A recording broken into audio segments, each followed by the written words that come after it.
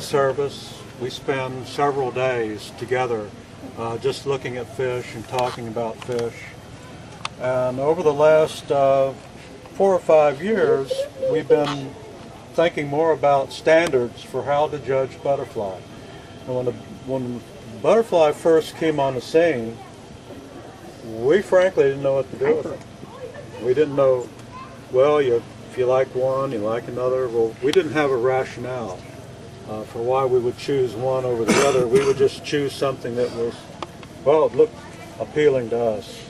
Sort of like the expression, I like art, but I don't know anything about it, kind of thing.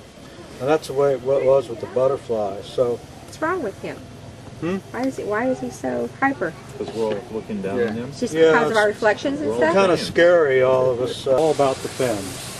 So we're taking a real good look at the fins. We like the fins on this fish because they're pretty even. Butterflies naturally, as they get older, they're going to get ragged. The fins are kind of get ragged a little bit. So we like this one because the fins are nicely developed, and the fins are in proportion to the other long fins on the body, and in proportion to the body itself. One of the things you know about butterflies is any appendage is exaggerated. I had someone one time say, I've got some kind of growth on my fish. I said, well, where is it? It's like right where the nose hole should be. It's got these some kind of fungus growing on it. And I said, well, wait a minute. I said, what's the rest of the fish look like? Oh, it's got long fins, you know. I said, wait a minute. That's not fungus growing on your fish. That's just the skin over the nares, you know, that you see on longfin. I said, that's just part of being a longfin. Your fish is healthy. Don't start treating it for fungus. You know, it's just a longfin. So anyway, we're starting to see more varieties coming out in longfin. There's a guy, Schultz, down in Texas, that's doing a great job breeding longfins. And the Blue Ridge Fisheries really he's the breeder that got longfin really going in the U.S., I think. 2 years ago, we at our show, we're a ZNA club, and we're also AKCA, but we're principally ZNA club. So we had a Japanese judge come in, Narita-san came in, and we were going through all the varieties, and we got down to the end, and we do, because our members like longfins, we have just one variety. We have one thing of longfin. We got down to the end. Narita-san was there, and he's looking at his sheet. He's looking in the tank. He's looking at his sheet. He looked in the tank. He turned to the other judges, and through the translator said, would you please make selection, because I don't know. I don't know longfins. And, you know, and they don't.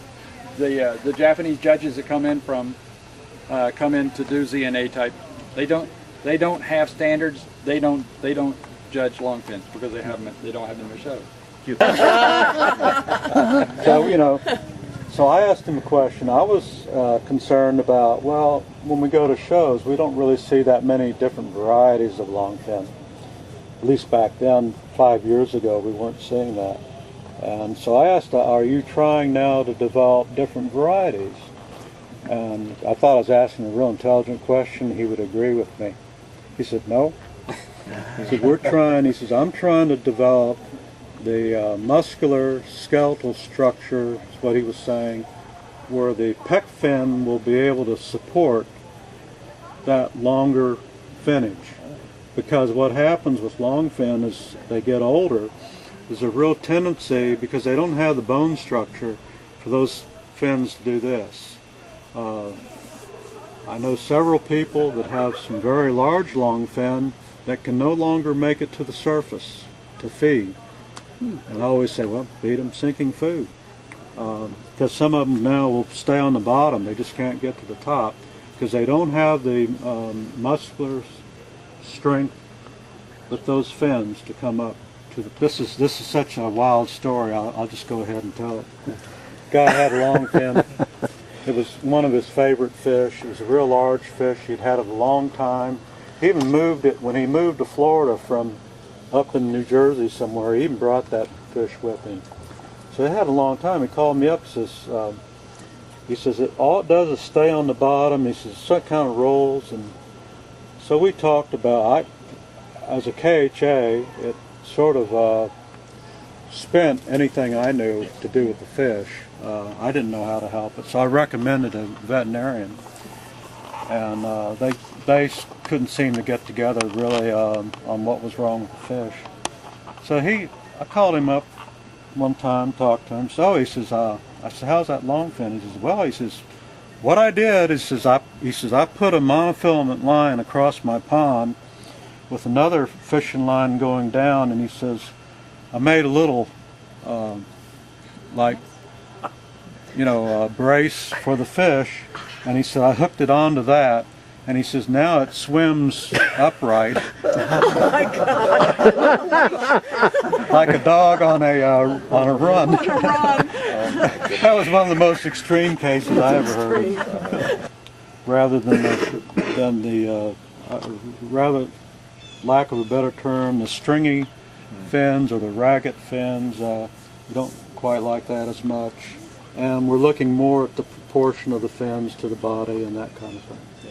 The front ray on the pecs too should come out to create kind of a shoulder effect before it turns to go back. And so when this one comes out, you can see they actually come out and then turn back. What you don't want, because it shows this has got a little bit stronger muscular at the shoulder. If you look at other ones that have those real delicate, faint, watch how they come out. They come straight back. Whenever they come out, they will just come straight back from the body. I'm not saying that that's not good, but what we're starting to see is that, and what our standards now recommend is this type. You want it to come out and with a little bit of a shoulder and go back. What about the black eyes? You got a knock on, I've seen a lot of the long fins. We have some of the ponds that have black eyes. Well, I haven't thought about that, honestly. Yeah. The attractive features on this fish are the clean head. It has a little bit of a, like the Mount Fuji, you think of Mount Fuji. It has a little bit of that Fuji look. Fuji is a little, if you look in the skin on the head, you see like little sparkles here and there, and the Japanese call that Fuji after Mount Fuji. Just a little bit of a sparkle to the head. Not a metallic sheen exactly, but if we had full sun here, it would show up better. And then to me, the Genrin on the fish makes it that's another plus. Other than the longfin, which are very nice, that would be the other plus for this fish. Now that it's got the dorsal up too, you can see how uniform that is going back to, and that's the other thing you want to look at. You don't want this thing that too often you see them they look kind of raggedy, and I love view it as raggedy, but they're low. So this one is nice and it's proportionate to everything else.